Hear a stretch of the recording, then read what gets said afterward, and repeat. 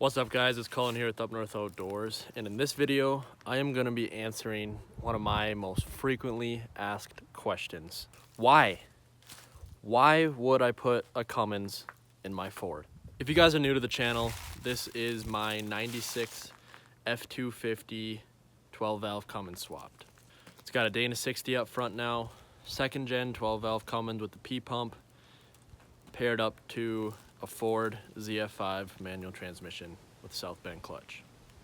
So to answer the question of why I put a Cummins in my Ford, we got to go back. We got to go way back to about 5 years ago.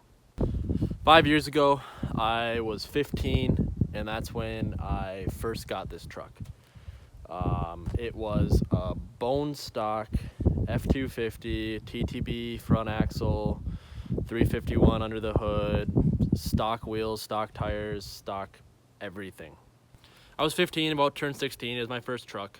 I didn't really know anything about trucks. I just knew that I wanted a truck, and I knew that I wanted a 3/4 ton or a 1 ton. I didn't want a 1/2 ton. I wanted a bigger truck. I wanted one with the big V8 to be able to have a lot of power, and that's really all I knew, and that's all I wanted, and ended up getting this truck. It was rusty. It had lower miles, had like 106,000, I think, 106 or 108,000 miles on it when we got it, so not super high miles on it, but it was a V8, had 4-wheel drive, and was perfect for me, just about to be turning 16. And that's kind of when the channel really started to grow too, is when I got this truck. I started making truck videos pretty quickly after I got the truck. I put a 4-inch lift kit in it and then put 35s on it, which are actually on one of my other trucks here now. 35s are sitting on that 460 crew cab there with fuel wheels. Threw that on there, threw some fender flares on there, which we actually just ripped off. That's why the fenders are very rusty. I'm gonna be doing a ton of body work on this truck here soon. We're pulling the box off and fixing the fenders. So those fender flares are actually in the bed of the truck right now. But yeah, threw those fenders on, threw some 35s on, put some exhaust on it, had a little 4-inch rough country lift kit on it, and thing was amazing to me, 16-year-old, you know, giant truck. After a couple of years, I started to realize that a 4-inch lift kit and 35s wasn't that big, and that I could go bigger, and I wanted to go bigger. I ended up throwing in a 5-inch reverse shackle in the front, so basically made my 4-inch lift kit in the front go to a 9 or 10-inch lift kit. Also, sometime during that time, I hit a guardrail on a bridge going 65, bent my frame and bent my TTB axle up, so I had to get that frame thrown on a rack at Ford. They bent that back, and then I needed a new front axle, so I figured if I'm gonna put a new axle under it, might as well throw a D60 under it instead of putting another crappy TTB under it. So that's when the Dana 60 swap happened.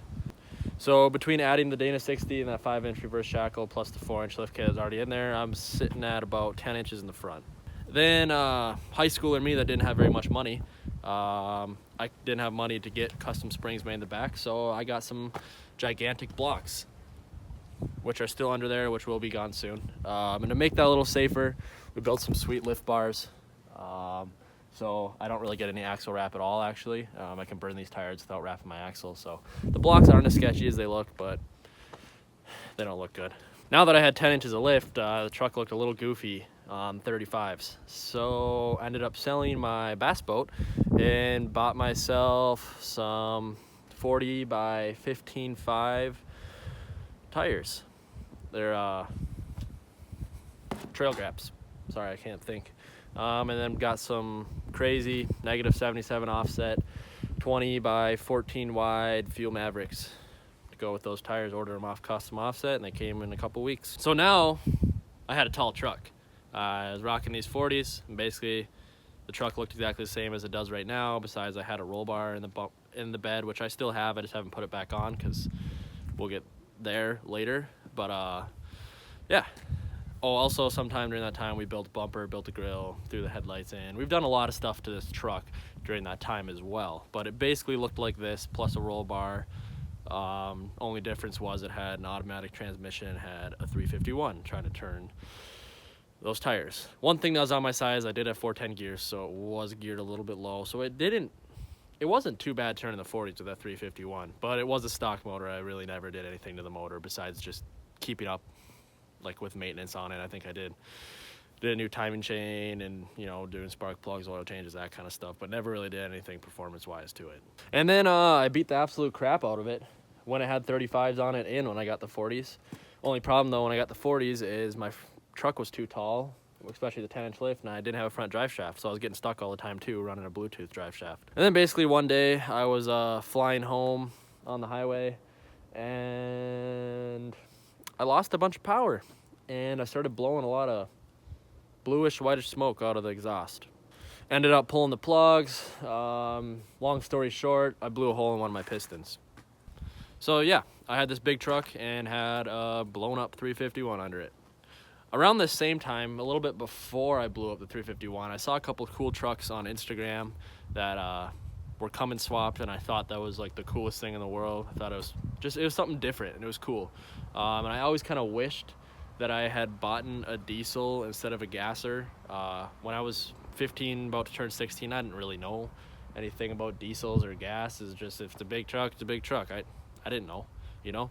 But after having this truck for a while and seeing a lot of the sweet diesel rigs, I really wish I had a diesel under this truck and not a 351, but it would be such a pain to swap a gas motor truck to a diesel that it was always a cool idea, but I knew it would never really happen.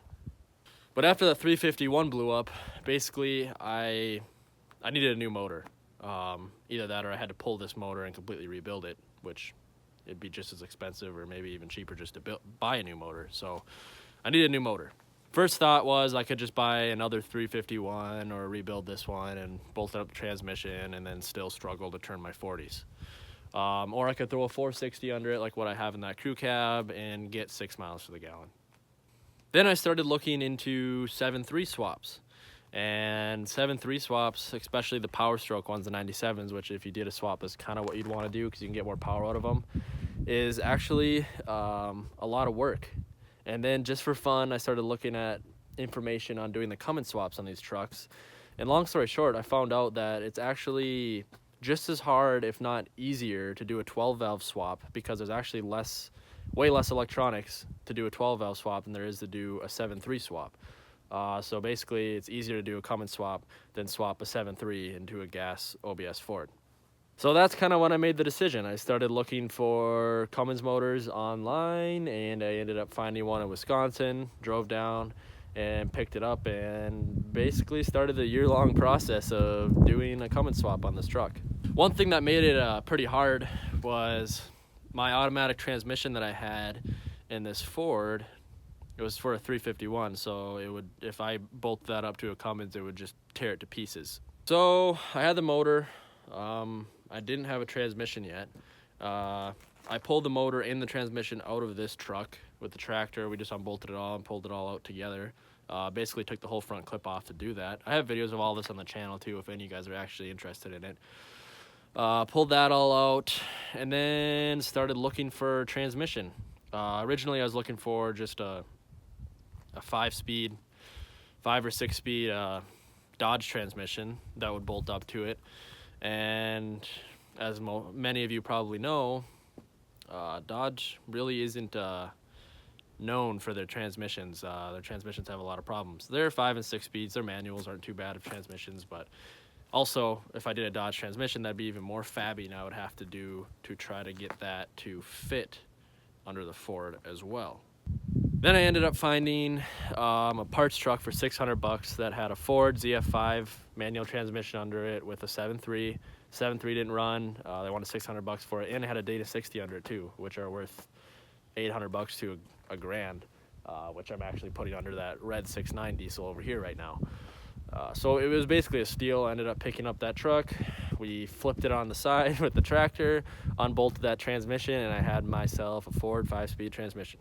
Then did a little bit of research online, followed some Cummins pages on Facebook, and ended up finding out that there well, I guess I found this out before I bought the transmission, but they sell adapter plates and adapter clutches to bolt the 12-valve Cummins up to a Ford transmission. So I ended up spending more money than I probably should have. Got all the adapter plates, got the clutch, got basically everything I needed to bolt Cummins up to a Ford transmission. Then at this point, I had the whole front clip off my truck. It had no motor, no transmission in it, and was basically just a roller. My grandpa helped me out throughout this entire process, so huge thank you to my grandpa, because I would have had no idea what I was doing trying to do this all on my own. But long story short, he kind of convinced me, and I convinced myself that it'd be a good idea to take the entire body off the truck, sandblast the chassis and frame, and paint it. So that's what I did. It's kind of hard to tell right now because my truck is so dirty, but everything, the whole frame, axles, everything is sandblasted and painted down there. It's dirty right now, but when it's clean, it looks really good. So yeah, basically I had a rolling chassis with no motor, no transmission, and no body on it. Literally just a frame, axles, and wheels. Which the one nice thing about that was it made it very easy, or a lot easier, to put the Cummins and the transmission in the truck. I also had no idea if this motor was gonna run. I mean, the guy on Facebook that I bought it from said it was gonna run, but I mean, you don't know for sure because he already had the motor pulled out of a truck. So that's kind of why I didn't do any engine modifications before I put the motor in the truck, because I really just wanted to make sure the thing ran before I started dumping a bunch of money into it for mods. And I was also pretty tight on money at this point in the first place because, well, long story short, diesel swaps aren't cheap. So we bolted up the adapter plate onto the motor, got the clutch on there, and we bolted up the Ford transmission to the Cummins in the garage before we put in the chassis. Then we had it all bolted together. We lifted it up with the tractor, dropped it into the chassis. Dropped it into the empty chassis.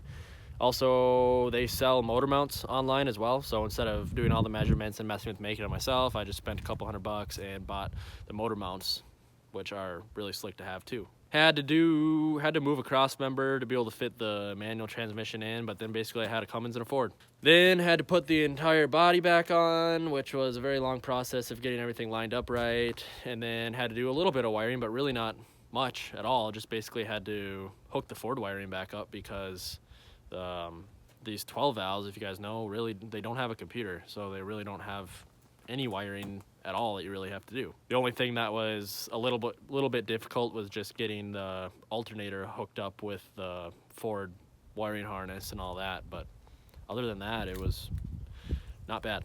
And then I had the problem of still just had a 351 radiator. I didn't have a 7.3 radiator. If you were doing this swap from a 7.3 to a Cummins, it would be very simple.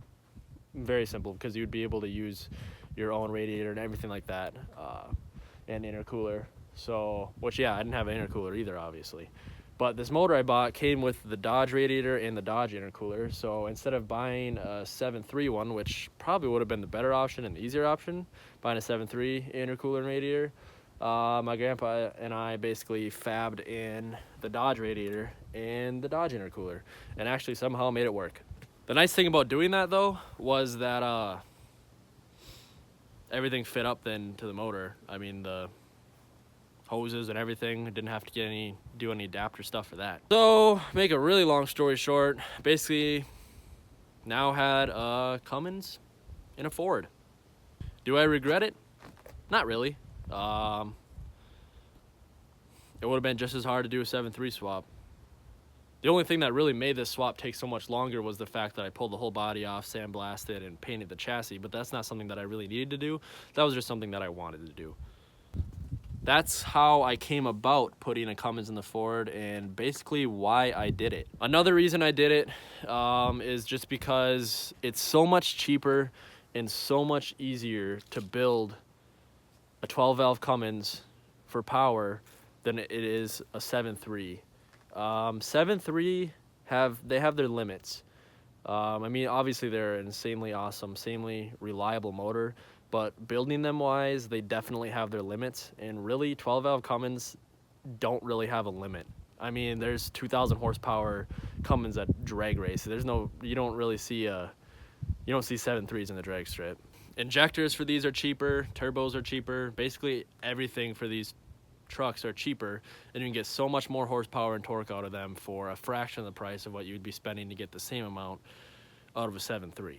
To give you a little example, I just put a 0 plate in this truck and it literally adds between like 70 and 120 horsepower, and it's a $50 plate you can buy online, or you can make it yourself in about 20 minutes. So already just with basically 50 bucks and a half-hour labor of taking the old one out and putting the other one in, you got yourself an extra 100 horsepower. Performance injectors for this thing are under $1,000. They're not expensive at all. I mean, $600-700 bucks, you can get yourself a really nice performance set of injectors for this truck. And since there's no computer compared to the 7.3 Power Strokes, it is so much more simple, especially for someone like me who's new into diesels and is kind of just learning as I do stuff, and just kind of trying to teach myself and watching videos and looking up how to do things. It's so much of an easier motor to work on and learn about and do things to do compared to a 7.3 Power Stroke. And now I have so much more power. Turning these 40s is like nothing. I can burn them like nothing. It's so much nicer spinning these 40s with a Cummins compared to a 351. And I like being different with my truck. Obviously, as you can tell by the bumper and the grill and everything, I mean, there's no other OBS Ford like my truck at all. And having a Cummins in it is just kind of icing on the cake. It's cool being able to say that you have a Cummins in your truck. It's cool seeing people's reactions when they find out what's actually under the hood. I've had people be like, man, sounds like your 7.3 is about to blow up there. It's like, no, it's just not a 7.3, it's a Cummins. But yeah, I also have a lot of big plans for this truck. I plan on pulling this box off soon and building a sweet flatbed board for it, or getting a rust-free bed on it. I plan on getting new fenders, getting rust-free fenders on this truck, painting this truck. I want to get nice shocks in it. I just got basically stretched out Super Duty, like a 6-inch Super Duty shocks that my uncle had laying around that he was nice enough to let me use. But yeah, I got a lot to do to this truck still, but it's looking pretty sweet. So yeah, enough of this talking. I'm sure you guys probably want to see me fire it up, but the one problem is this motor must have been like a Texas or a Southern truck, because it doesn't have a grid heater, which is basically Cummins' version of glow plugs, is what heats it up, and it doesn't have one. So it is very hard to start when it's cold out. So it's like 20-something degrees out right now, and it's very hard to start. And also, I did mess up something a little bit on the wiring, because I've got this ABS light. I don't know if you can, yeah, right there. It just stays on all the time, even when the truck's off. Or no, it shuts off once I start the truck. When the truck's off, it always stays on, and I probably should just pull my battery cables off so my truck doesn't always die, but I kind of always just forget. But yeah, so there's a good chance it'll be dead, but I'll try firing it up for you guys.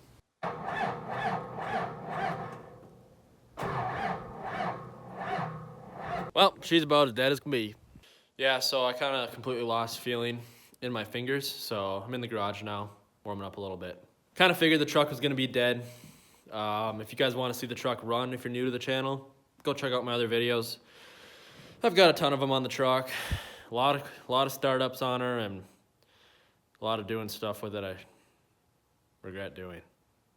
So yeah, this has been Colin here with Up North Outdoors. Just kind of wanted to answer a big question that I get asked a lot, why I put a Cummins in my Ford, and that's basically why. If you guys have any questions, leave a comment below. If you guys are new and interested in the swap, definitely make sure you check out my previous videos. I basically videoed doing just about everything on the swap and kind of explaining how I did it. If you guys have more questions, feel free to leave a comment below. So if you're new, make sure you click that subscribe button to see more content like this, more content with that truck and with my other trucks, which I didn't even really show you guys. There's my Ford 6.9 diesel right here. There's that axle that I'm putting under right there. And then there's my crew cab 460 right there. So thanks for watching, guys. I'd just like to thank God for letting me be able to do what I do, and I'd like to thank him for helping this channel grow. When I first got that truck, when it was just a little 351 Grandpa truck stock, I never thought I'd be where I am today making these videos, and never thought my truck would be where it is today. So I'd just like to give all the glory to God, thank him. Like I said, if you guys enjoyed the video, click that subscribe button, click that bell button so you guys can get notifications when I post videos, and click that thumbs up button. Give me a like. It doesn't seem like much, it's just one little click, but Helps out a lot. You guys can follow me on Instagram. Link is in the description below. It's UpNorthOutdoors with a Z because someone took the one with an S. So give me a follow on there. Get updates on what's going on in the channel. Get little previews before I post videos and just a lot of extra truck pics and videos. So definitely make sure you give me a follow on there as well. This has been Cullen here with UpNorthOutdoors. Hope you guys enjoyed the video.